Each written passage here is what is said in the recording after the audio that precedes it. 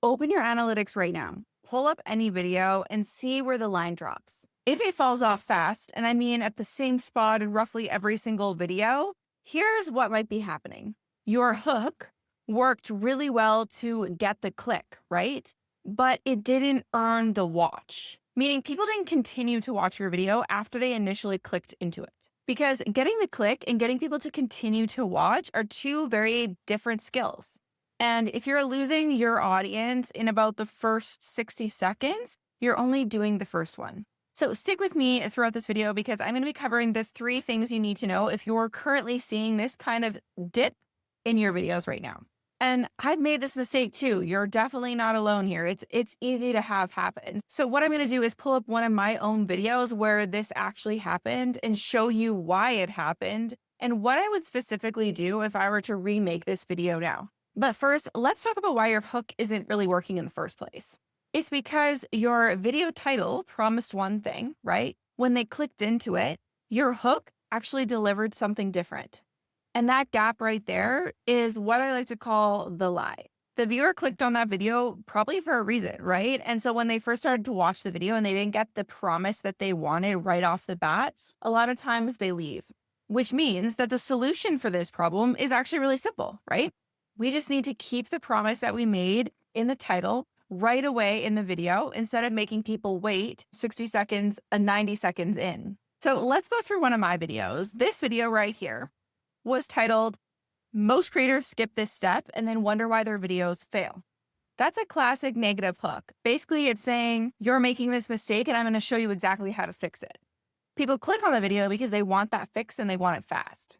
Now, watch what my retention graph looks like for this actual video. So in the first 6 seconds here, I fell from 92% to 79%.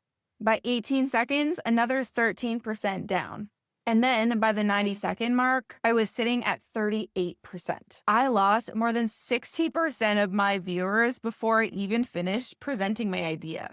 So what the heck happened, right? Well, my title promised something like, here's the step you're missing, but watch what I actually did inside of my intro. Most people sit down to create a YouTube video and the first question they ask themselves are, what should I create this week? And I get it. You might have an idea in your head, you got your camera set up, you're ready to go. But that question is the reason there's so many videos that get uploaded that just sit there collecting little views and most importantly, no sales. So for the first 15 seconds, I described a scenario.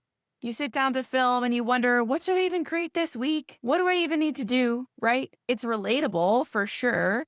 And I'm not saying that scenarios aren't always a good thing to use in your YouTube videos. They definitely are. But in this circumstance, relatable isn't why they clicked on this video.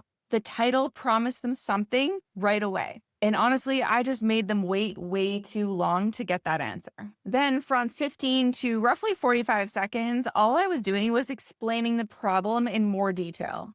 And then from 45 to about 90 seconds, I kind of got like warm and fuzzy and tried to be relatable by saying, I get it, I've been there too. And that's where you can literally watch the retention graph line completely bleed out.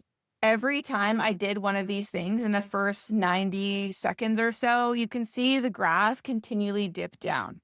And this is because honestly, they just wanted the payoff that I promised in that title right away. They wanted that expert to tell them what they were doing wrong right away instead of having to wait a long period of time into the video. So now that you can see my retention graph and what went wrong, I want to show you how I would actually rebuild it today if I were to redo that video.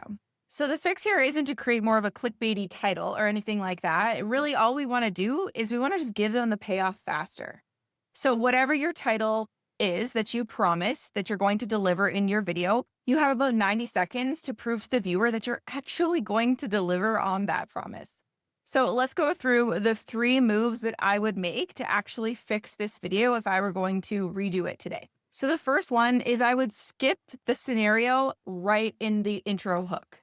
Instead of saying something like, you sit down to film and you wonder what to create next, I would go straight into the subject that they came for and say something like, the reason your last 3 videos flopped isn't because of your editing. It's that you skipped these 3 questions before you hit record. Here's question 1. That way, the promise that we said in the title actually gets delivered right away. Number 2, I would move the relatability or the empathy that I had in the original video to more of the middle. Because relatability in YouTube videos is great. We want to connect with our audience, right? But we don't want to do it too far in the intro. We want to do it later in the video once they've already got a little bit of payoff and they're already like bought into the video itself. And then number 3, I would actually drop visual breadcrumbs. So at that 15-second mark, once I've kind of brought up the 3 questions that they need to be asking themselves, I would actually have a visual pop up with the first question that I was going to be covering available to see, and then the other 2 questions blurred out. What this does is it creates curiosity for the viewer and makes them want to keep watching because you've given them the payoff right away with that first question, but now their minds have created an open loop and they want to make sure they close that loop. So they're going to keep watching so that they know what the other 2 questions are. So that is how I would handle like the first 90 seconds of that video to fix what I did previously. But here's the thing that a lot of people miss is that after the 90 seconds is completed, they think, okay, we've got people to continue watching. And then they kind of just rattle on with their video without thinking about retention throughout the whole video. So instead of just thinking about only the first 90 seconds, we want to think about creating open loops throughout the video. So as soon as you've delivered on the one promise, we want to open a new one and then close it again. Open a new one and then close it again. Every 60 to 90 seconds, you want to be thinking about how you can plant a new question in your viewer's mind to keep them curious, keep them motivated to keep watching. Think of it kind of like a ladder, okay? So every rung of the ladder is a small promise that you open and then you close. And every time you close it, they go up the next rung of the ladder. But the moment you stop building those rungs, they climb off, right? Or they stop watching your video. And this is so important to understand because a lot of creators will create a bunch of videos without ever thinking about this. Or maybe they've learned that the hook is really important, but then they forget about this retention process for the rest of their video. Or sometimes they think it's an editing problem, right? That more cuts and flashes and things popping on the screen will actually just keep people naturally entertained. And while those things can be helpful, it's not the main thing that's going to keep people watching. And this is why you'll see some creators have 0 editing in their videos whatsoever, but they still have really high retention and watch time. And it's because they're using these psychological messaging things like open loops throughout their videos to keep people watching and engaged. And it's so much easier to keep retention when you, as an authority inside of your niche, take a clear position on something and keep a promise to your audience. That's the entire difference between a channel that can actually keep watch time and keep retention and a channel that just gets a bunch of clicks but doesn't actually keep their people viewing, which in turn will push them down further in the YouTube algorithm. So this isn't some sort of magic YouTube trick. It really is just about human psychology and messaging and really focusing on your authority and how you can use your authority inside of your videos to keep people interested throughout whatever you have to say. Now, in this video, I went through one of my own videos where I made this mistake, right? And throughout my YouTube journey, I have made many mistakes to get me to where I am today. So if you want to learn 5 of the YouTube mistakes that I have made in the past and learn how to not make those mistakes yourself, make sure to check out my YouTube mistakes guide in the description below.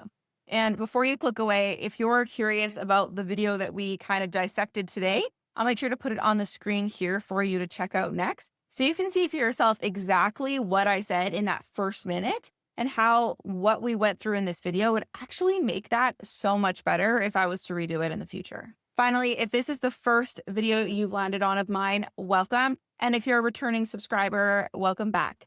Make sure to click that subscribe button if you haven't already and share this on your social media so more people can benefit from its content.